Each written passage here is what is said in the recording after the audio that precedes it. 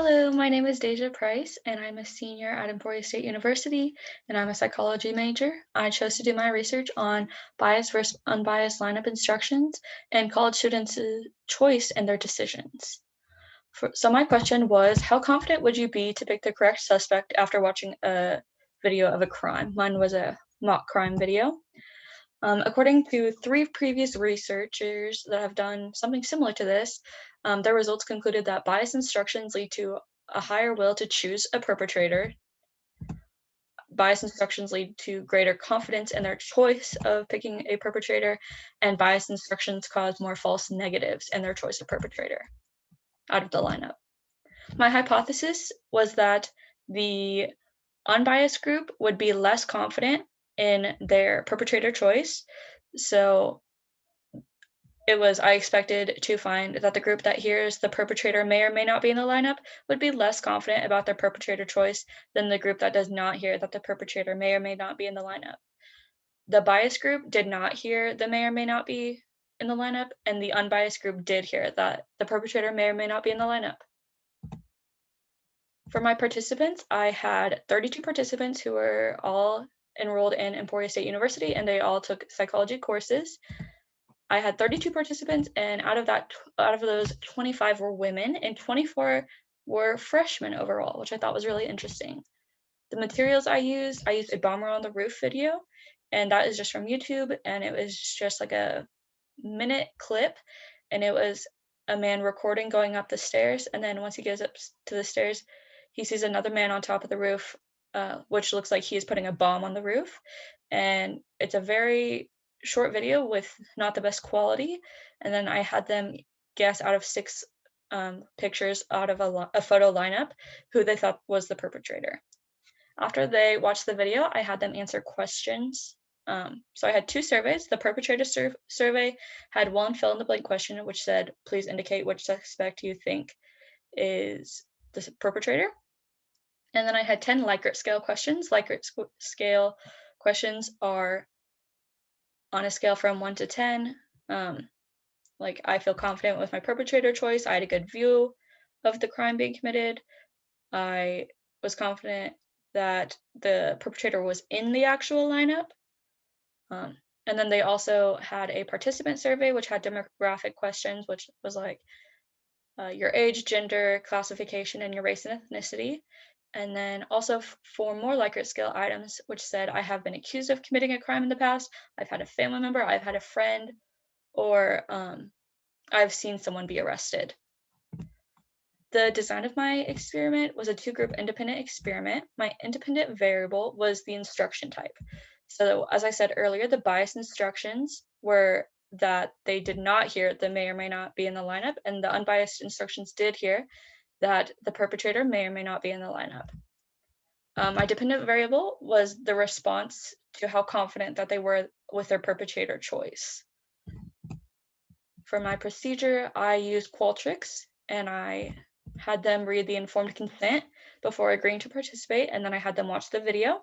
Then they were randomly put into two groups, the biased group and the unbiased group. I had no control over that. That was on Qualtrics, and it was a randomizer that did that.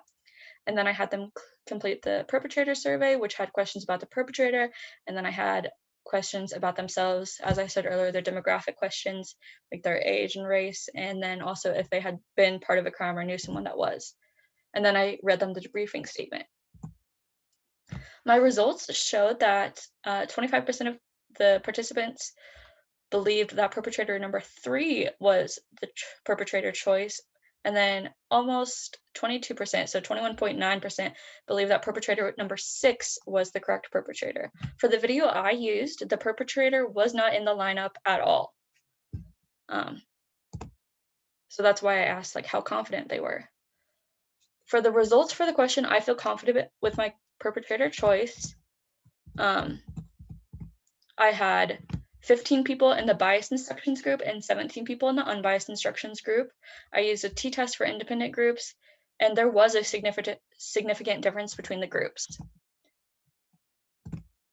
As you can see on this graph, it shows that the unbiased group was more confident in their choice of picking the correct perpetrator than the unbiased group.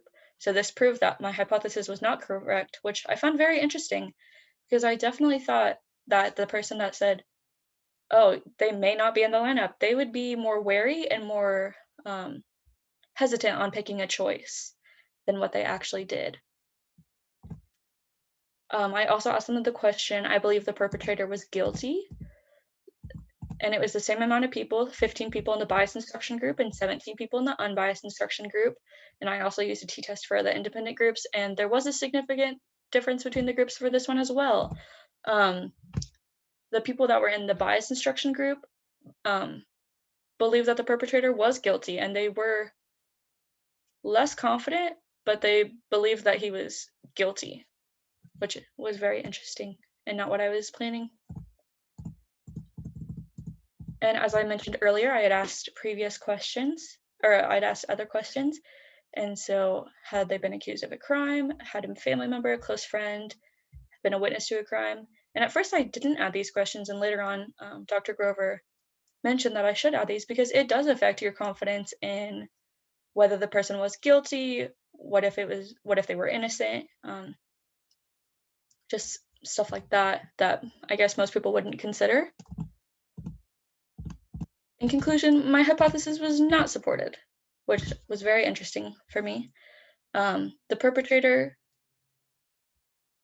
regardless of the statement, the perpetrator may or may not be in the lineup. The groups had similar agreement that they're confident in their confidence with the perpetrator choice. However, the bias instructions group, the one without the with a may or may not statement, they did agree slightly more with the statement, I believe the perpetrator was guilty, than the unbiased group. Compared to past research, this, according to Lepi, as a researcher I referenced earlier, people can overestimate the accuracy of eyewitness identification just because the witness is confident. Your confidence does not mean you're accurate. And then the other reference that I used, bias instructions lead to a higher chance to choose a perpetrator. So if you're told pick someone out of the lineup, you're basically assuming that they are there and that someone is guilty. I did have a few limitations throughout my study. The research pool was all college students, and they were all mostly women. And this was an artificial situation, and it was on an online study. So people could have been doing it in their bed, at their desk, at school. They're maybe not really paying attention as they would in a classroom at doing the actual study, as we have done in years previous. Also, this year could have impacted people's thoughts on perpetrators and their confidence. For future research, I would use a larger sample from people who are eligible to be jurors, and I would try to make it more equal in gender, if I could possibly find a way to do that. And I would definitely do the study face-to-face in a courtroom because, as I said earlier, I feel like if you're in person, you are more able to interact and engage and understand, and like if you have questions, you can ask.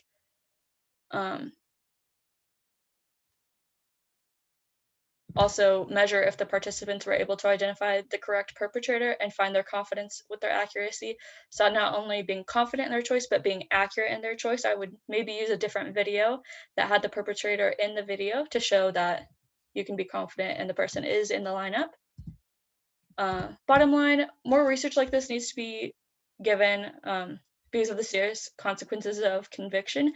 You want to be 100% sure that the person you're convicting is guilty, and you want to be confident, and you want to make sure that that is who is charged with whatever they're charged with. Here are some of the references I used, and I just want to say thank you to Dr. Grover. I definitely would not have been able to do this without her. She helped me out so much, and also the UTAs. I really appreciate them helping. We could email them and they would answer questions and help us out as much as they could because they had taken this class previously. And also the students that participated in my study. If anyone has any questions, here's my email right here, dprice1@g.emporia.edu, and you can email me with questions. Thank you.